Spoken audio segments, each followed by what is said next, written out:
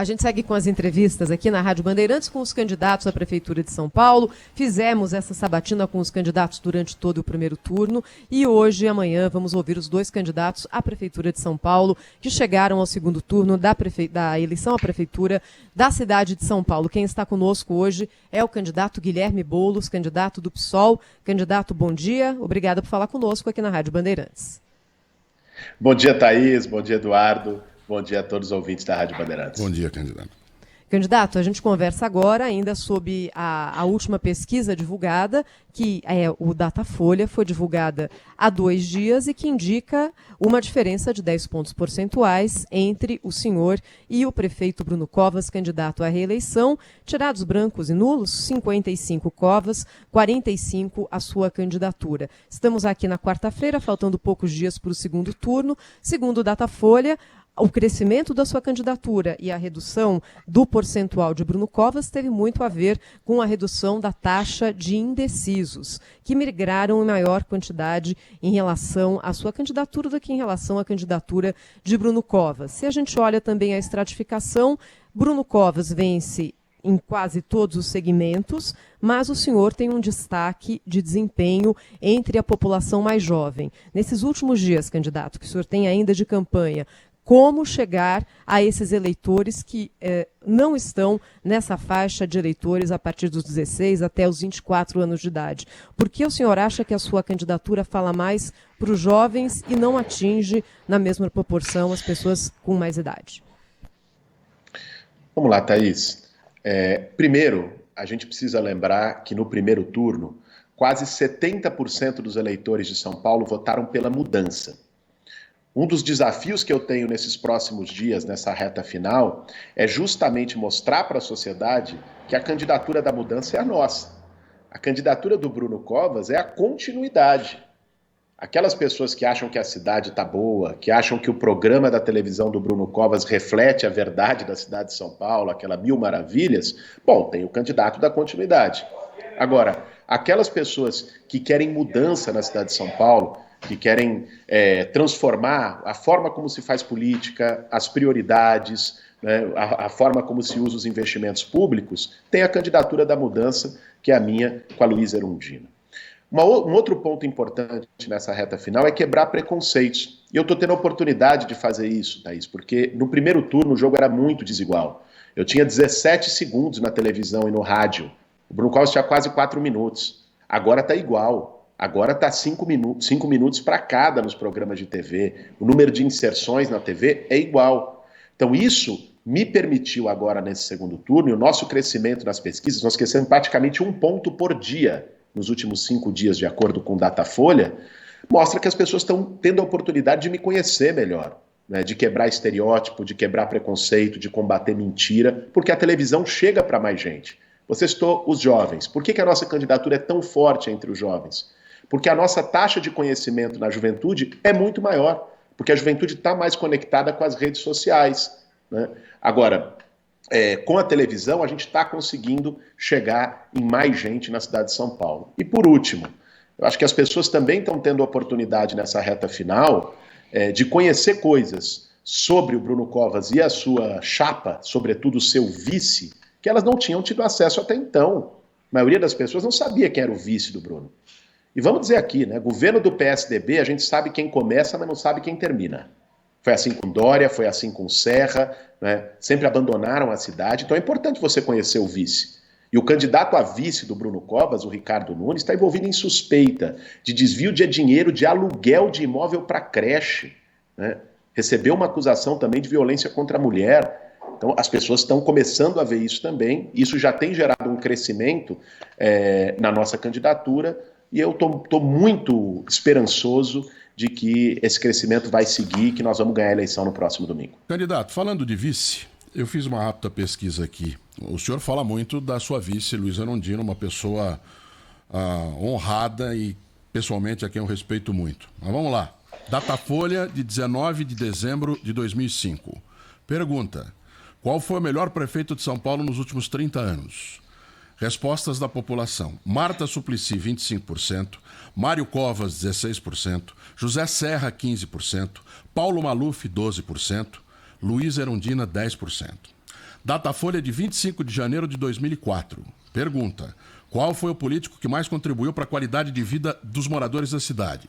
Respostas: Paulo Maluf, 26%, Marta Suplicy, 11%, Mário Covas, 9%, Geraldo Alckmin, 5%, Luísa Erundina, 5%.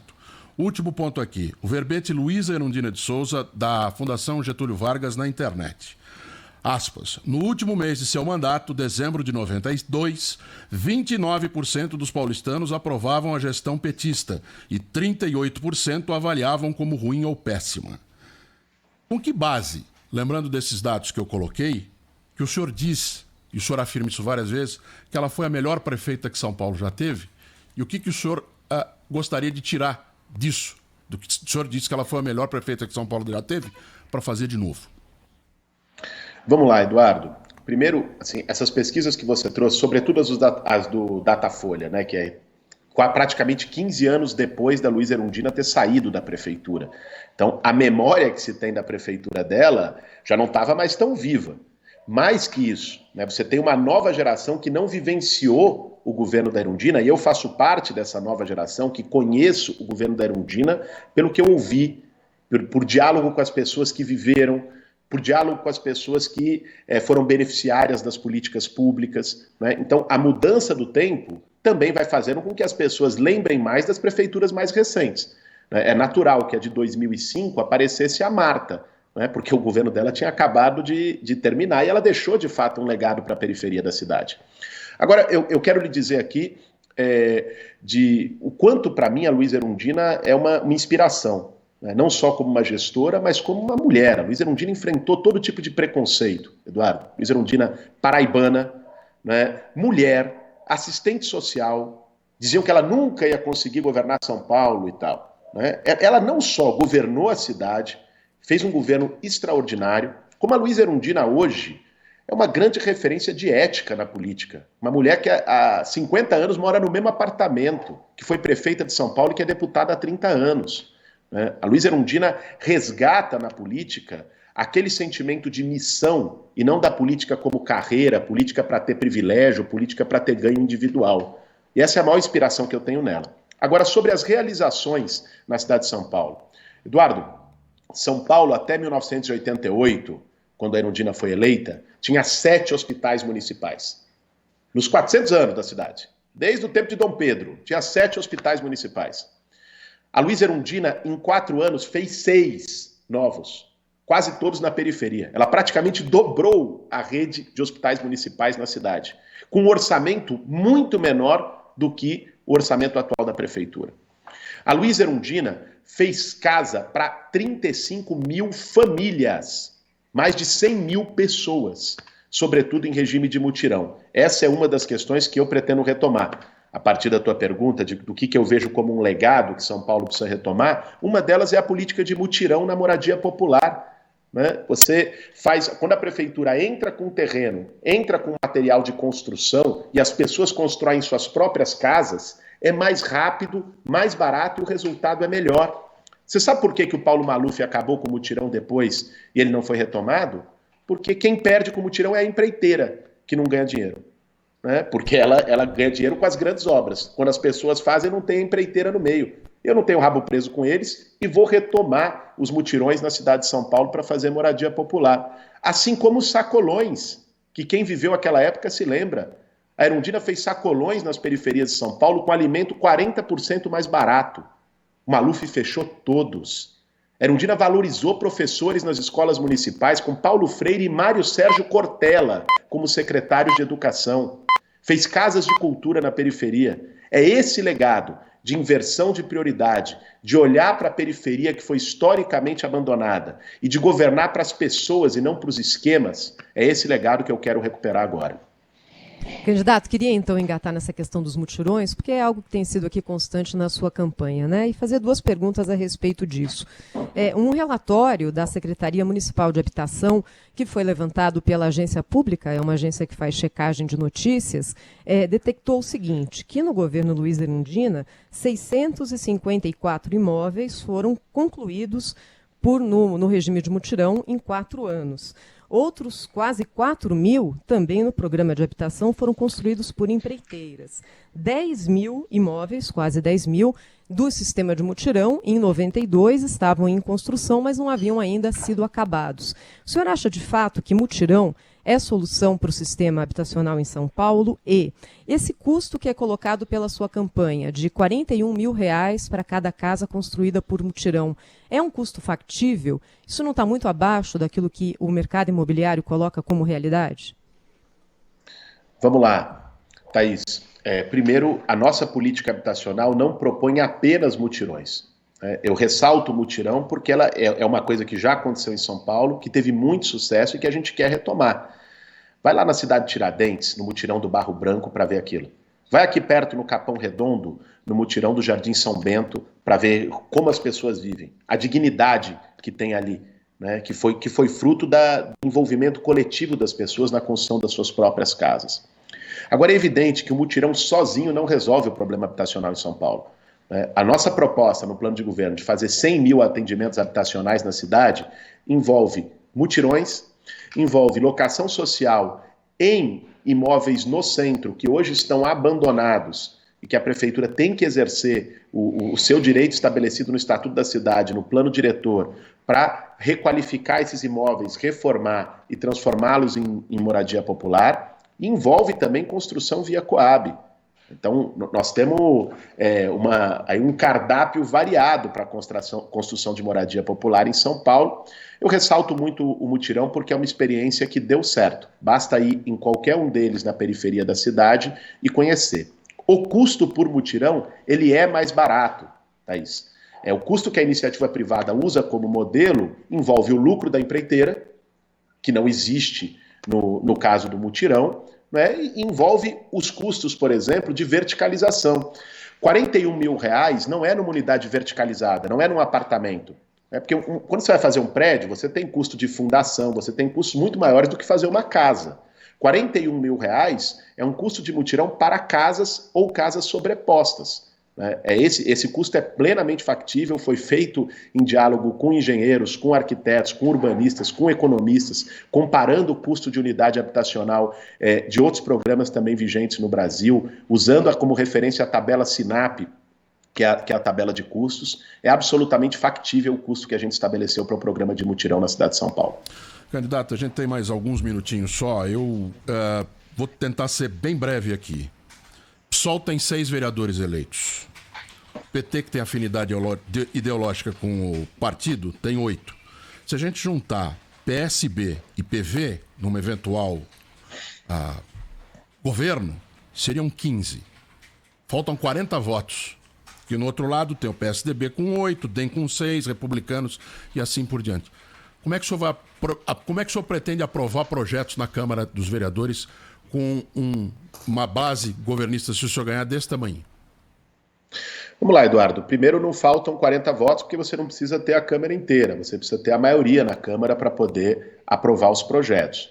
Agora, o que eu vou fazer é construir uma relação de diálogo com todas as forças políticas. Eduardo, ninguém governa São Paulo sozinho, e eu tenho clareza disso. Democracia não é você conversar só com quem concorda com você. Democracia é você se desafiar a conversar com quem pensa diferente também. E é isso que eu vou fazer como prefeito de São Paulo. Né? Dialogar com outras forças políticas que eventualmente não têm acordo completo com o nosso programa, mas que podem concordar em relação a projetos do nosso governo. Por exemplo, levar mais médicos para as periferias da cidade.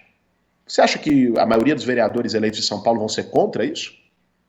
Por exemplo, criar mais creches na cidade ou abrir programas de mutirão. Criar uma renda solidária como forma de recuperação econômica, aquecer a economia local e enfrentar a extrema pobreza em São Paulo. Você acha que a maioria da Câmara Municipal vai se insurgir contra isso? Eu acho que não. Talvez pensem diferente, deputado, candidato. Não, tudo bem, é por isso que existe democracia, para que a gente possa contrapor posições diferentes, a tripartição dos poderes e dialogar. Agora, mais do que isso, Eduardo, eu acredito muito na participação social. Então, temas como esse, se você discute com a sociedade, e se a sociedade concorda, entende que isso é importante para a cidade, se torna muito mais difícil né, que um vereador, e aqui não quero generalizar, mas pense um caso, por exemplo, de um vereador que recebeu dinheiro de empreiteira, que recebeu o financiamento da especulação imobiliária para sua campanha, e que, portanto, ele tem interesses a responder no seu mandato. Uma coisa é ele se contrapor ao prefeito.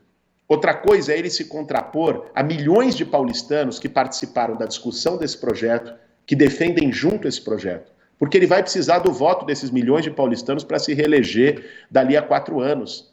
Então, se você combina uma abertura e uma capacidade de diálogo democrático com a Câmara, que eu tenho toda a disposição e espírito para fazer, com formas de participação social e de envolvimento das pessoas, não só para a eleição.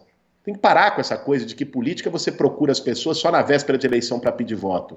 Política tem que ser também dialogar com as pessoas para governar junto, para escutar as pessoas na hora de fazer, né? Se faz dessa forma, a relação com a Câmara se torna bem diferente.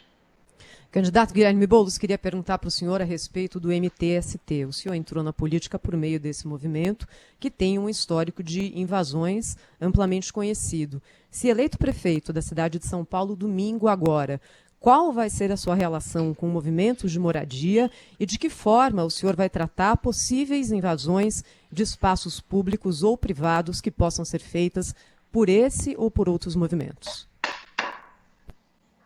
Thaís, em primeiro lugar, eu quero te dizer que eu tenho um orgulho de, nos últimos 20 anos da minha vida, ter me dedicado a lutar ao lado das pessoas que precisam de casa, ter estado junto do sem-teto, né? Ter tido esse lado. Esse é o meu lado, né? E o lado que eu construí na minha trajetória é estar junto com as pessoas que mais precisam, é enfrentar a desigualdade social, é lutar por justiça, e é isso que me trouxe até aqui, né? Isso só me traz orgulho.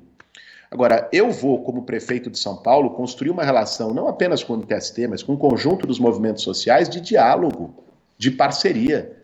Você sabe por que acontece ocupação, Thaís, frequentemente? Porque não tem política habitacional. Você acha que alguém que entra lá num imóvel vazio, que vai morar debaixo de um barraco de lona, numa condição precária, faz isso porque quer? Porque gosta? As pessoas fazem isso por completa falta de alternativa e de oportunidade, porque o poder público não oferece política habitacional. Nós vamos ter política habitacional, dialogada com a sociedade e com todos os movimentos sociais da cidade de São Paulo que atuam na moradia. Isso vale para o conjunto das outras áreas, né? Eu, como prefeito de São Paulo, vou manter o mesmo espírito que eu atuei nos últimos 20 anos, que é lutar contra a desigualdade social, que é estar com o pé na periferia, quer ter a capacidade de escutar as pessoas e não ficar fechado dentro de um gabinete. Agora, candidato, a gente sabe que política habitacional tem um tempo, não é? Até começar a ter algum tipo de efeito concreto. Há a possibilidade real de que os movimentos de sem-teto promovam ocupações no começo, por exemplo, da sua eventual gestão, caso o senhor ganhe a eleição agora no domingo. Então, por isso que eu queria perguntar de novo, numa eventualidade de que isso aconteça, o senhor, como prefeito, teria que tipo de atitude? Thaís, reitero para você, né, as ocupações são resultado da falta de política e da falta de diálogo. No meu caso, vai ter política e vai ter diálogo. O que tem no longo prazo, Thaís, o que demora mais é a construção de novas habitações. Mas política habitacional não é só a construção de novas habitações. Política habitacional é atendimento emergencial, por exemplo, por meio de locação social. Política habitacional, por exemplo, é acolher a população em situação de rua, em casas solidárias ou em vagas da pequena rede hoteleira ou em vagas de pensões na cidade de São Paulo, como está no nosso plano de governo. Existe possibilidade de ter efeitos imediatos na política habitacional, que não é apenas a construção da moradia definitiva, mas é o atendimento daquelas pessoas que estão em maior vulnerabilidade em situação emergencial. A nossa prefeitura vai fazer isso. Dessa maneira, com o diálogo com o conjunto dos movimentos e com uma alternativa habitacional para as pessoas, você pode ter certeza que isso não vai ser um problema. Candidato Guilherme Boulos, do PSOL, muito obrigado pela atenção com o ouvinte da Rádio Bandeirantes mais uma vez, pela disponibilidade em conversar nas vésperas da eleição municipal. Um bom dia para o senhor, muito obrigado, viu? Obrigado, Eduardo, obrigado, Thaís, a todos os ouvintes da Rádio Bandeirantes e domingo, vote com esperança, vote 50.